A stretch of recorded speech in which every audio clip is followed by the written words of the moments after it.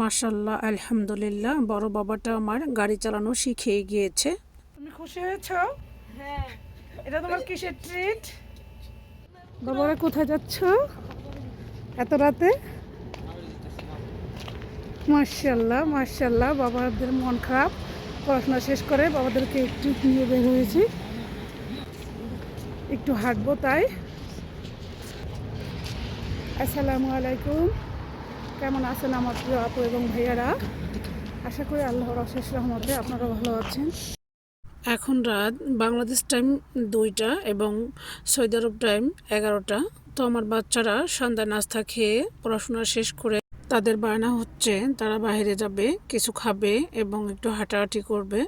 তো আমারও আর দ্বিমত করার উপায় নাই, কারণ আমার হাজব্যান্ডও বলে আমাদেরকে যে একা একা বাসায় এভাবে বসে না থাকে, মাঝে মাঝে বাচ্চাদেরকে নিয়ে একটু বের হও, মনটা ভালো লাগবে, ফ্রেশ লাগবে।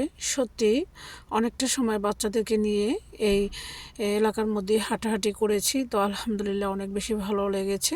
বকবক তো অনেক করেছি, একটা লাইক এবং সাবস্ক্রাইব চাইতে একদম ভুলেই গিয়েছি। তো আমার চ্যানেলে যারা একদমই নতুন, প্লিজ আমার ভিডিওগুলো যদি আপনাদের একটু হলেও ভালো লেগে থাকে, চ্যানেলটি সাবস্ক্রাইব করে এবং একটি লাইক দিয়ে ভিডিওটি দেখে নেবেন। ওই যে দূর থেকে দেখা যাচ্ছে ছোট্ট একটি বেবি নিয়েও হাঁটাহাঁটি করছে।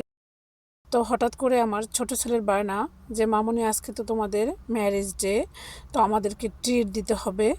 তো আমি বললাম বাবা তাহলে আজকে আর দিব না, আজকে তো ওইভাবে রেডি হয়ে বের হই নেই, একদিন দিব, হয়তো কালকে নয়তো তারপরের দিন। বলে না, আজকেই দিতে হবে, কালকে পরের দিন সেটা তুমি রেস্টুরেন্টে গিয়ে দিও, আজকে আমাদেরকে বাবাকে বলো বাহির থেকে 2টা আলবাই কিনে দিতে আমাদেরকে, আমরা বাসায় যেয়ে খেয়ে নিব, তো আজকে তোমার দিতেই হবে। তো যেই কথা সেই কাজ, তার বাবার কাছে তো কোনো আবদারই তারা রেখে কোনো দিনই বিফলে যায় না। তার বাবার কাছে যেটা বলে সেটাই আলহামদুলিল্লাহ সাথে সাথে তার বাবা তাদেরকে দিতে চেষ্টা করে।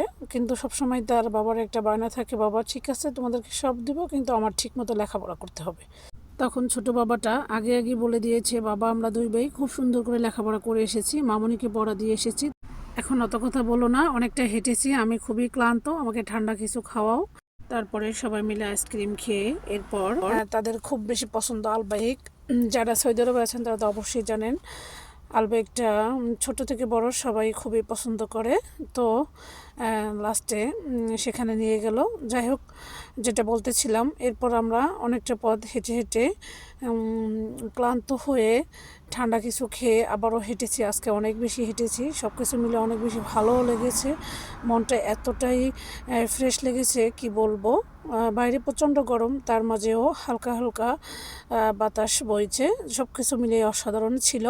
এরপরে আমার বড় ছেলের বায়না, সে তার বাবার গাড়ি চালাবে, তো সে আরও 2-3 বার এভাবে গাড়ি ড্রাইভ করেছে। মার্শাল্লাহ আলহামদুলিল্লাহ, তার অনেক বেশি অভিজ্ঞতা। সে আমাদেরকে লাস্ট পর্যন্ত 5 মিনিটের পথ গাড়ি ড্রাইভ করে বাসায় নিয়ে আসছে। তো আমার বাবার জন্য সবাই দোয়া করবেন, তার খুবই ইচ্ছা সে গাড়ি ড্রাইভ শিখবে।